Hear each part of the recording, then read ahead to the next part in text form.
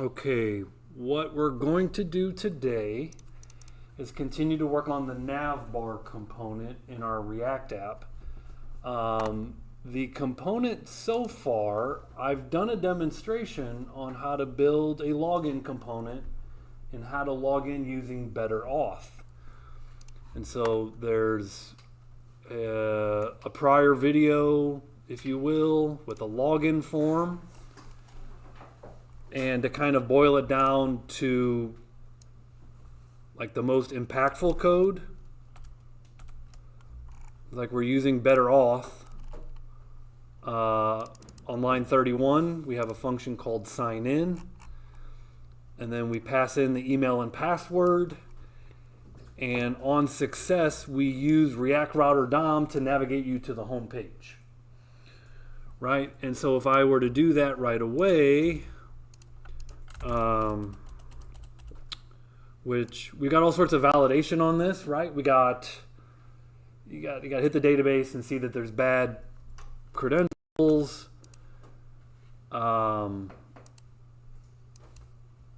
If the password is too short, we got front end validation. Okay. And if you log in, it does this currently, which it takes you back to the home page, but it doesn't reflect in the nav bar that you're logged in, right? Obviously, we're logged in now. It should show us that we're logged in. And so that's persisting state about your logged in user in your application. And the way I've done this before, and like as you're learning React, like one of the first things you'll learn is about use state and how to use state and prop drilling and send your user down your component tree and all that kind of stuff. But thankfully with BetterAuth, you could just use the BetterAuth dependency to manage state, and they really simplify it quite a bit. It's a lot easier using BetterAuth. So that's the first thing we're going to do is we're going to log in. We're going to show that it's displayed in user. The other thing that we're going to do, notice as I'm clicking these links. Okay, watch this little up here. Everyone sees this little refresh logo. These are old school anchor tags, right? And this is actually doing a full page refresh. This is not using React Router DOM to navigate. So this experience is not as fluid or as seamless as it can be, right? So we're also going to refactor our nav bar and refactor our anchor tags with React Router DOM links instead of traditional anchor tags. And you'll see that that actually improves that experience, right? So those are the two objectives of this lecture, or of this code demo, I'll call it, right? So I'm going to focus in on the nav bar a little bit. And what I want to do is just spend a little bit more time with this nav bar, just getting familiar with it. This is a ShadCN NavBar, right? So all of these components are coming from, they came from ShadCN, right? I just did an npm or npx install ShadCN NavBar 1. And so for the most part, out of the box, I haven't changed this. This NavBar component or too much of this NavBar. In fact, if I kind of scroll through here, I don't think I've touched anything yet. This looks very much out of the box.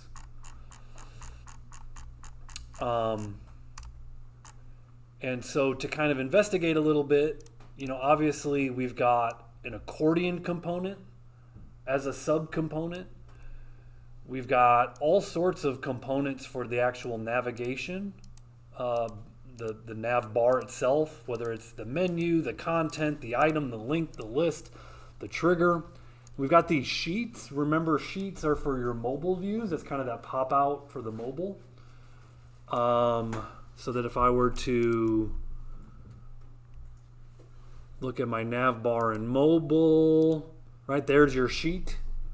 It's your kind of mobile nav bar.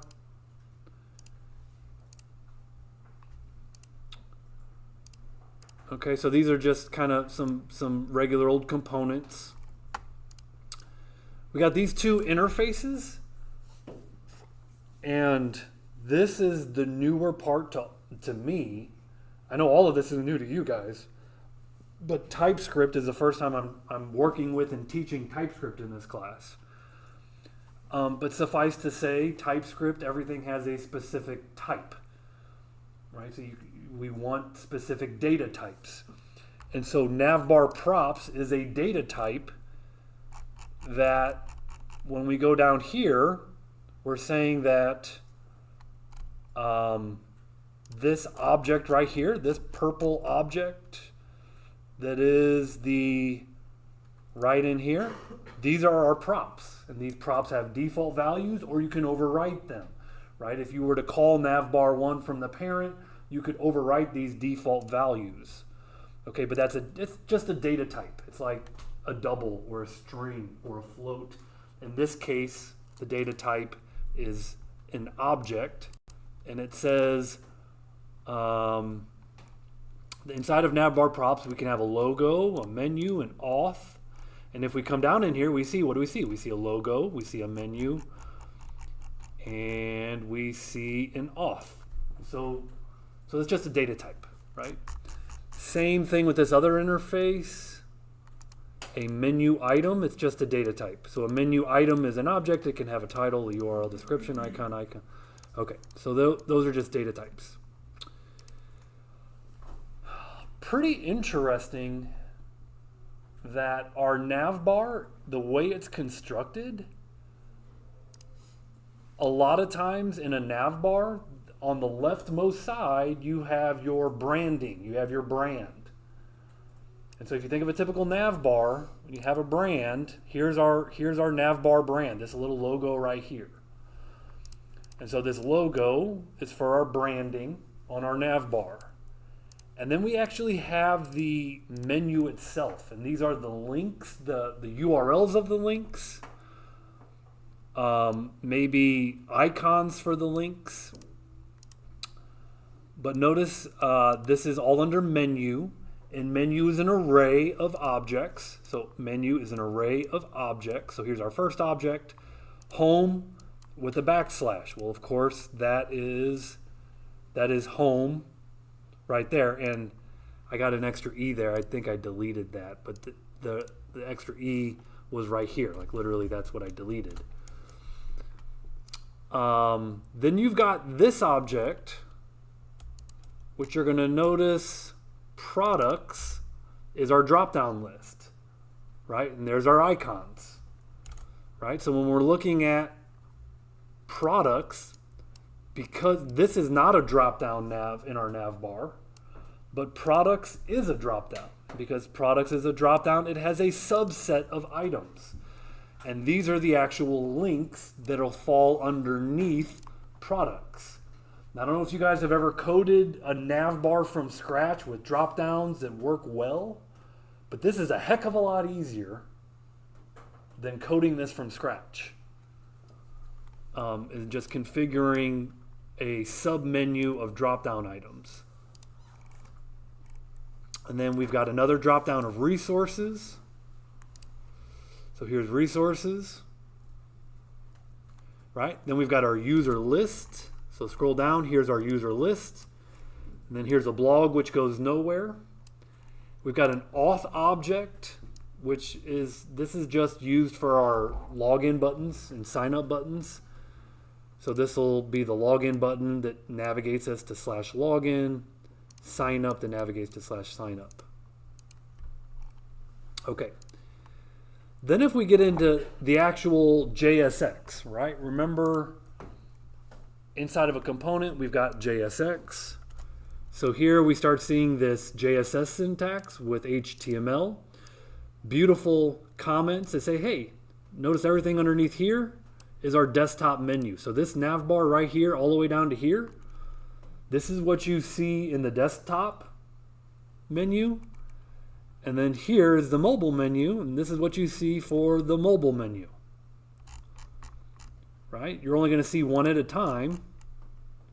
So a desktop menu, and then a couple parent divs, close the section, okay?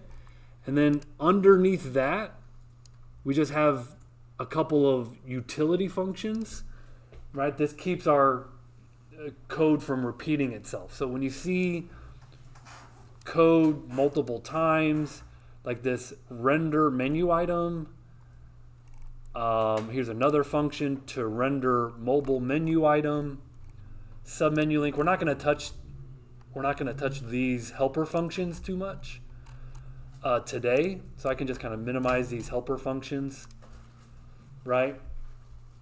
Not the important part of today's lecture. We will come back to these. But what's important today is that we understand the structure of the NavBar component with the JSX and basically how it's structured with all the data in it. And then, you know, if it ultimately to print these out, we're just using for each loops, right? So here is a menu.map. So here's a mapping of our menu, sending one item in at a time and passing that to the helper function, render menu item. Remember, render menu item is this guy right there on line 229.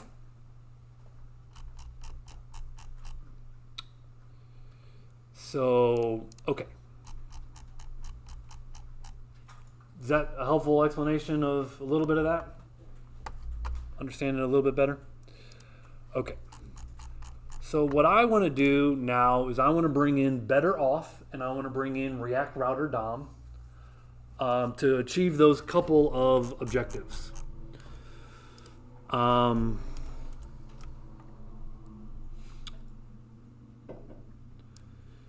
So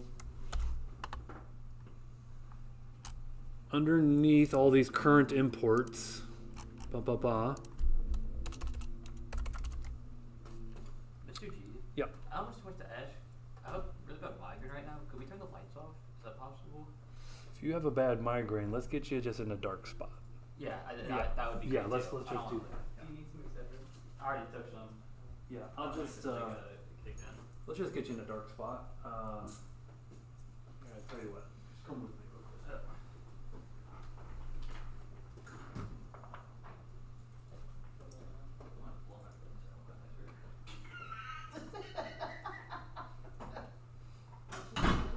I gotta blow my brains out, my eyes hurt.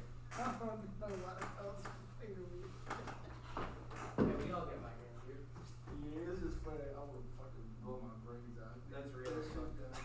I just wasn't expecting him to say that. That's a funny guy. You know he's a Twitch streamer? I think I remember you said something like that when we were doing the whole future student thing.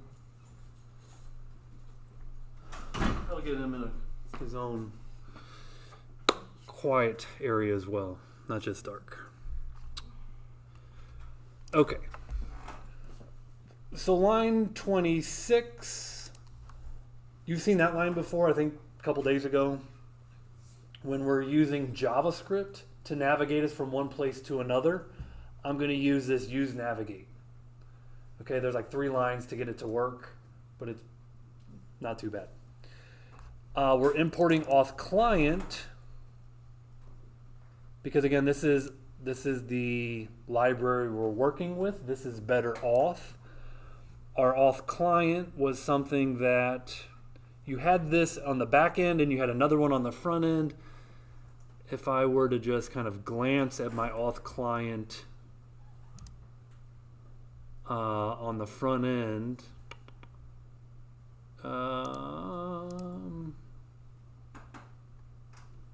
there's so many.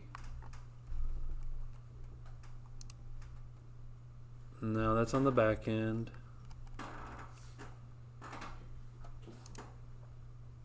Should be in source.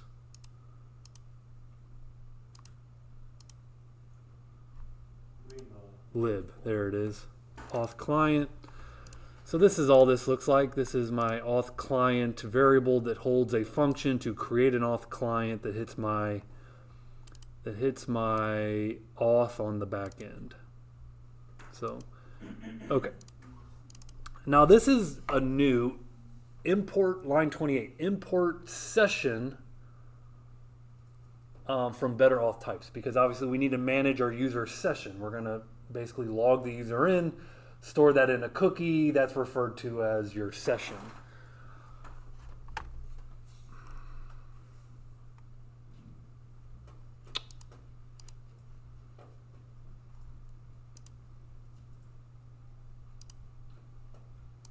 Oh my god. You solve the problem? Yes. Good. Jesus Christ. I'm glad you're happy. Oh, it was 3 days of this. I understand. Oh my god, I'm so happy. So the next thing that I battled a little bit with is our better auth was configured to have some additional fields, including a user's role array. You might remember, if I actually go to my backend better auth, you might remember that our user has a role array and a profile object. So the default user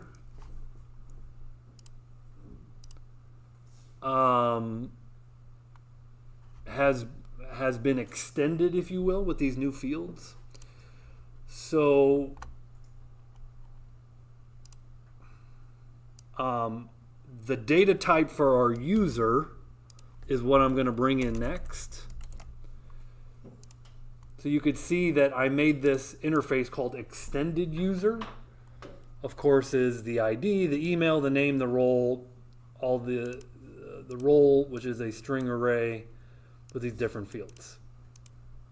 The important thing there for future proofing where I'm going with this is I need the role array from our user. So this is our user data type, but I call it extended user because it's not kind of out of the box. And then I put that user in the session with this extended session data type. So you can see I'm basically modifying the default session and including this extended user in it. So basically I can store the user with the roles in the cookie in the browser. Okay, so these are just a couple of data types. One for the user, that we want the important data for the user, including their roles. And then we're kind of extending the session that we imported here and putting that user in that session. Okay. Other than that, now we got all I've done is I've added a few imports and I've added 2 data types for TypeScript, so this can all play nicely together. Now a line of code that you've seen before. Actually, you've seen a couple of these lines before, so I'm going to go down into my NavBar, into the JSX. So here's my JSX, starts right here with that curly.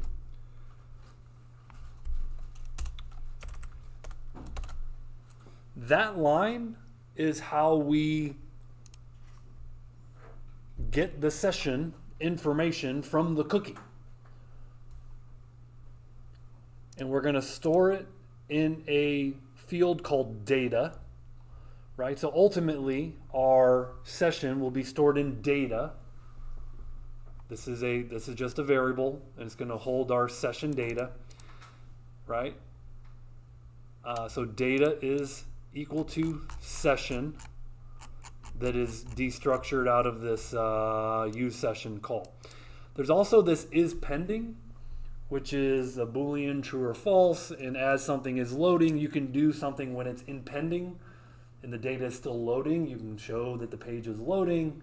Otherwise, is pending is false, and you can show the session data.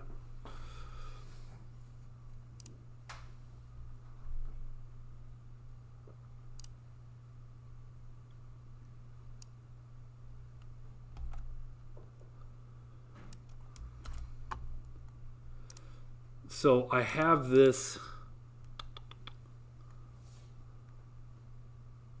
session variable. So line 159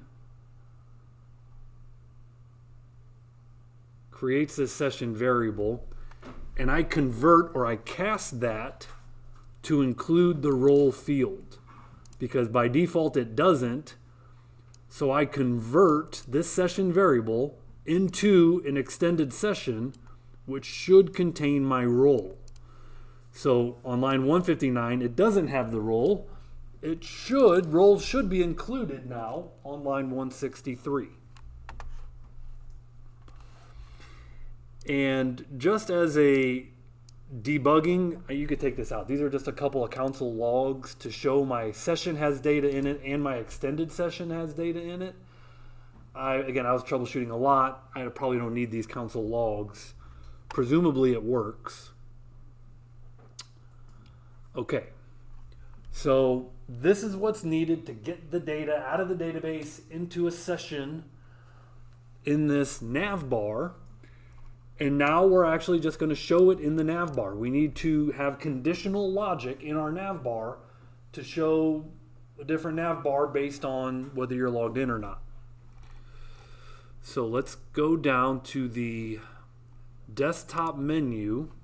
So here's my desktop menu. And this is just kind of like the base structure. I'm not going to touch that. But underneath this div right here,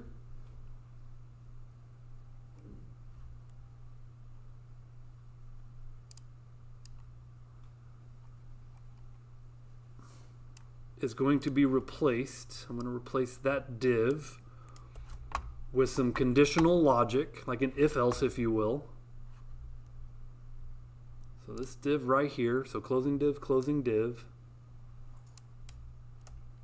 So this is like, I think of this as like the left of the NavBar. I'm not changing the left of the NavBar, right? What I'm changing is the right-hand side of the NavBar. And so, these login buttons, right now, that's what I'm changing. I'm changing these two login buttons. I'm getting rid of them. So delete those two login buttons. Okay. And again, this looks like a lot of code, but it's really not much. It's like, hey, if that pending state is loading, if is pending, show that loading, right? So there you go. Else, if there's data in your extended session, display the username or the user's email. I think it displays the user's name. It'll say welcome username. Okay, this is in a span, and then there's a button to sign out. So if there's data in extended session, which was created right here on line 163, if there's data, so if is pending, show that. Else, if there's data in extended session, show that. Else, show the login and log sign-in links. These are the links that were already there. So this chunk of code is an if, else if, else. If, else if, else block. You might notice that this handle sign out method, I don't have that.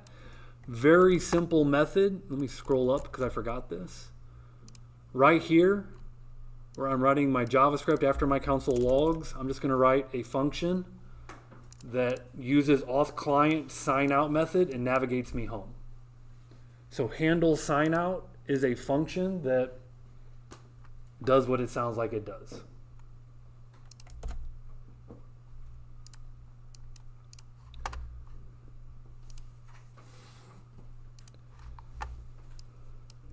So that was on the desktop menu. Again, if it's pending, else if the extended session, else do that.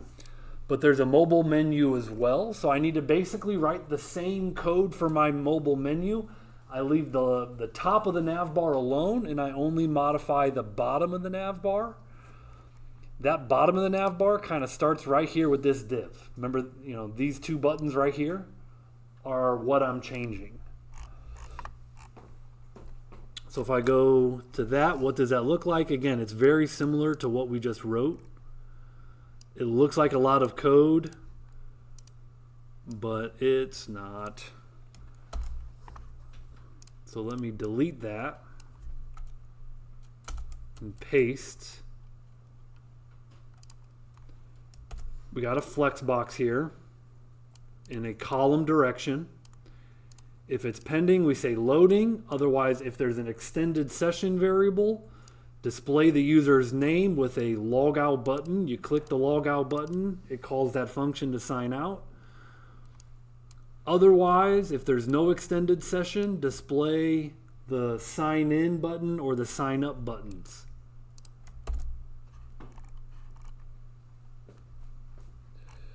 Okay, let me close that down. And let me go to my front end and do a build. As we always have to do in React, we build our front end.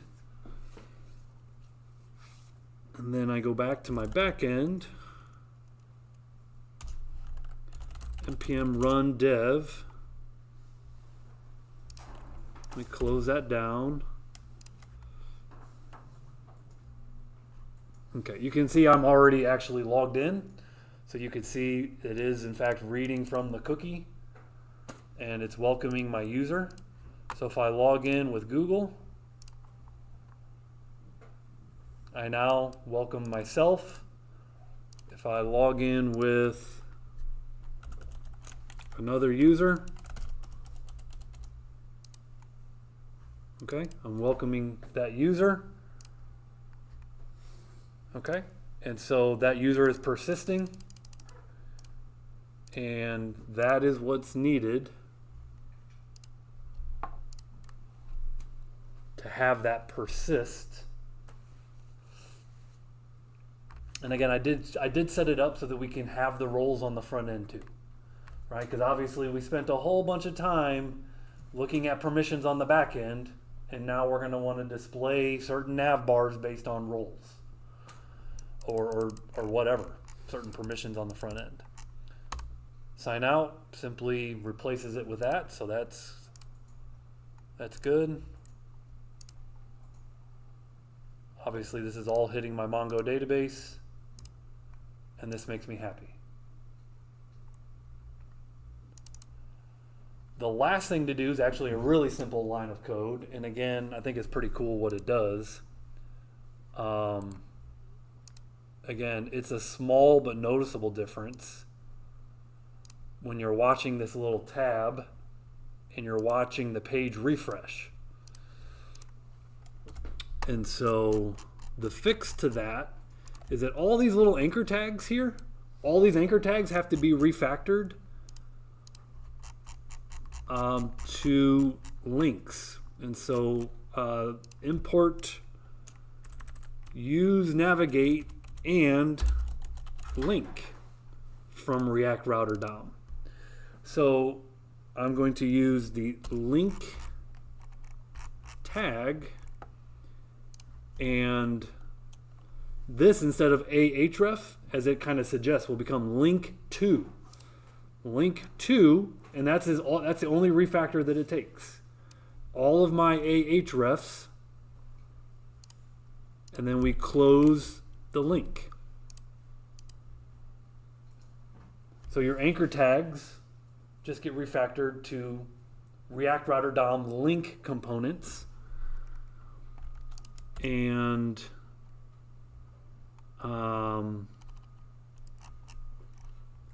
like here, link to, close the link. Link to, close the link. Link to, close the link.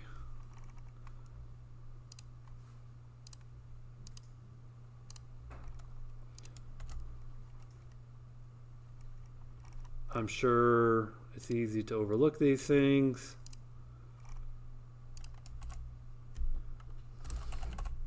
So I don't see any more anchor tags. Now this one, oh, well, yeah, that's here. Here we go. A becomes link. Whoop.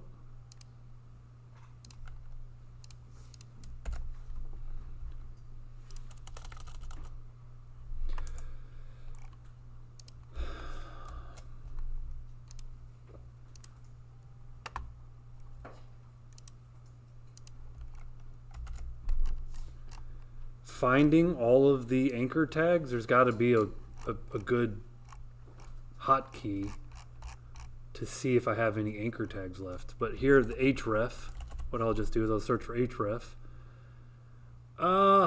Navigation menu link, that's not an anchor tag. I can't refactor that.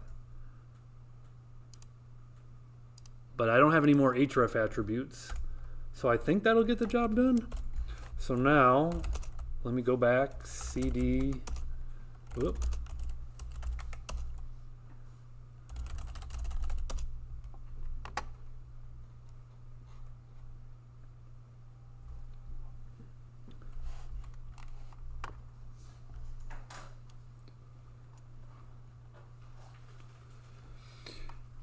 One thing I want to point out, just kind of broadly speaking, I introduced React Router DOM the other day.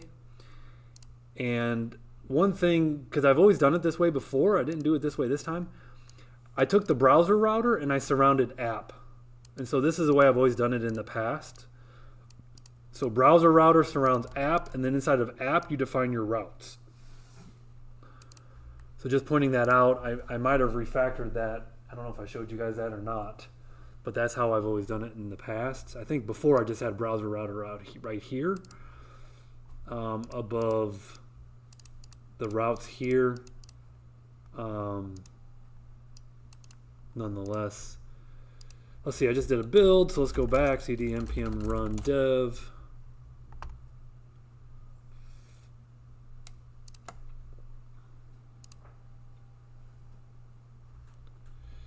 Now, still getting a refresh. Did I run my build? I thought I did. cd vite project, clear the screen, npm run build.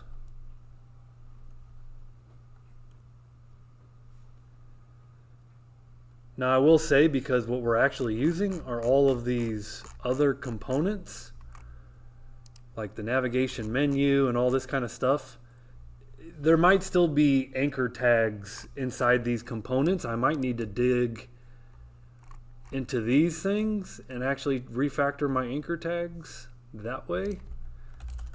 So I'll have to look into this if this doesn't work. I have an idea why it might not work. npm run dev.